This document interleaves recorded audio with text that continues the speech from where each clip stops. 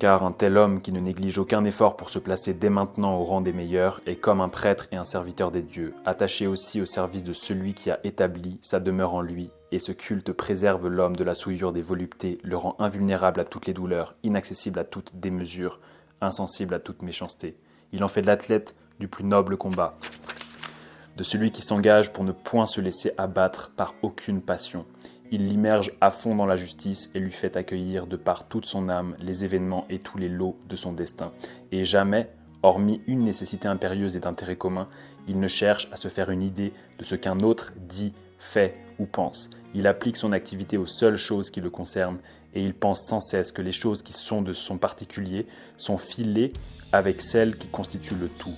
Il s'acquitte honorablement des premières et il est convaincu que les secondes sont bonnes, car le destin qui est attribué à chacun est impliqué dans l'ordre universel et implique cet ordre. Il se souvient aussi que tous les êtres raisonnables sont parents, et qu'aimer tous les hommes est conforme à la nature de l'homme, qu'il ne faut pas tenir compte de l'opinion de la foule, mais de ceux-là seuls qui vivent conformément à la nature. Quant à ceux qui vivent autrement, il se souvient constamment de ce qu'ils sont, chez eux et hors de chez eux, le jour durant comme durant la nuit.